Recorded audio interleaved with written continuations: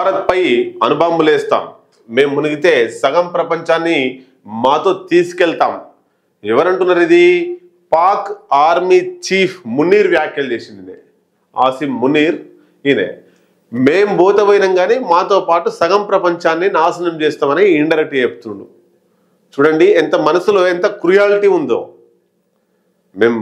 మేము ఎవరికి అన్యాయం చేయము, ఎవరు మాకు అన్యాయం చేయొద్దు, అందరం బాగుండాలి, ప్రపంచ శాంతి వర్ధిల్లాలి అని చెప్పాలి. కానీ మేము మునిగితే సగం ప్రపంచాన్ని మాతో తీసుకెళ్తామని ఇట్లాంటి రెచ్చగొట్టే వ్యాఖ్యల్ని చేస్తున్నారు. సింధు నది భారతీయుల ఆస్తి కాదు, ఆ నదిపై ఆనకట్ట కడితే క్షిపణులతో పేల్చేస్తాం.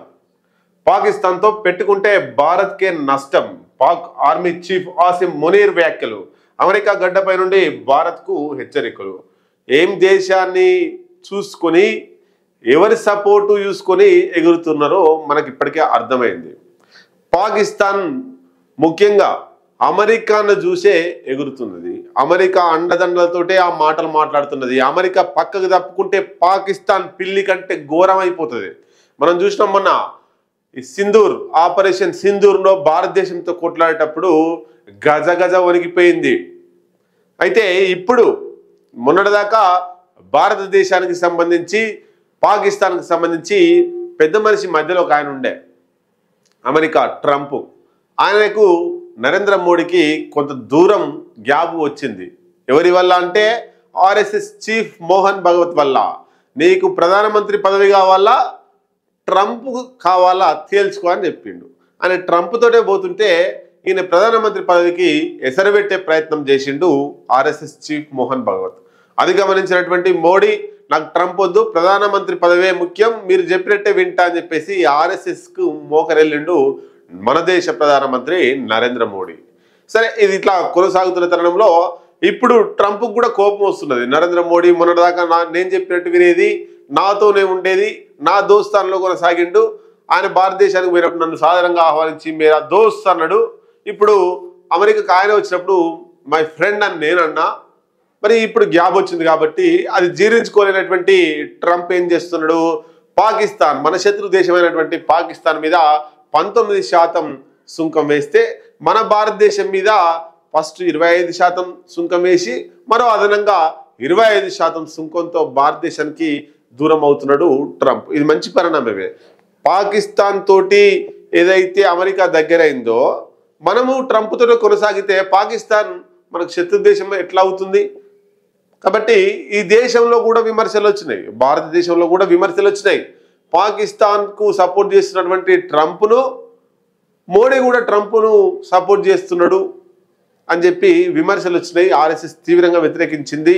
అనేక పార్టీల వాళ్ళు పార్లమెంట్లో ఆ విషయాన్ని లేవనెత్తిర్రు. ఇట్లా ఇది గమనించినటువంటి నరేంద్ర మోడీ నా పీఠం కదిలిపోతుంది, నా ప్రధానమంత్రి పదవి పోబోతుంది అని గ్రహించి ట్రంప్ తోటి దూరమైండు. ఇప్పుడు రష్యాతో దగ్గర అయిపోతున్నాడు. రష్యాలో ఉండేటువంటి పుతిన్తో ఇప్పుడు దగ్గర అవుతున్నాడు. త్వరలో భారతదేశానికి పుతిన్ను ఆహ్వానించే అవకాశం కూడా ఉంది. వస్తున్నని ఆ డేటు, ఆ టైం టేబుల్ అంతా కూడా డిక్లేర్ అయింది. ఏదేమైనా ఒక పెట్టుబడిదారి దేశమైనటువంటి అమెరికా తోటి తెగదెంపులు చేసుకోవడం అది భారతదేశానికి చాలా ఉపయోగకరం. ఎన్ని రోజులున్నా పక్కలో బల్లెం పెట్టుకుని ఉన్నట్టే ట్రంప్ మోకరెళ్ళినా లేదా అమెరికాకు మనం మోకరెళ్ళినా చూసినా మనం వాషింగ్టన్లోనే ఎర్రజెండా ఎగిరింది. అమెరికా ట్రంప్ గుండెల్లోనే గుణపం గుచ్చుకున్నది, గుండె మీద గుణపం దిగింది. వాషింగ్టన్లో మేయర్, ఎర్రజెండాకు సంబంధించినటువంటి మేయరు అధికారంలోకి వచ్చిండు. మరి రాబోయే కాలంలో ఆ ప్రభావం అమెరికా మీద ఉంటుందంటే 100% ఉంటుంది. ఎందుకు? శ్రీలంకలో ఎట్లయితే 1% 2% ఉన్నటువంటి ప్రస్తుతానికి ఉన్న ప్రధానమంత్రి అప్పుడు 1-2% ఉండే. దేశంలో సంక్షోభం వచ్చింది. ఆ సంక్షేమానికి ఆ శ్రీలంక ప్రజలంతా కూడా అల్లల్లాడిర్రు. అది గమనించి అక్కడ ఉన్నటువంటి ప్రధానమంత్రి వెళ్ళిపోయిండు. తర్వాత 1-2% ఉండేటువంటి వ్యక్తిని, లెఫ్ట్ భావాలు, ఎర్రజెండా పార్టీ అయినటువంటి వ్యక్తిని తీసుకొచ్చి ప్రధానమంత్రిని చేసిరు శ్రీలంకలో. మరి ఇక్కడ సేమ్ అమెరికాలో కూడా అది జరగవచ్చు. ఎందుకు? 2 పార్టీలే ఉన్నాయి. ఈ 2 పార్టీల పాలన ప్రజలు చూసారు, అమెరికా ప్రజలు.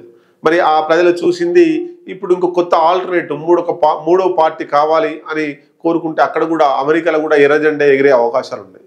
మొత్తం మీద అమెరికాతో దూరమయ్యి రష్యాకు దగ్గర అవుతున్నాడు మన భారతదేశ ప్రధానమంత్రి మోడీ.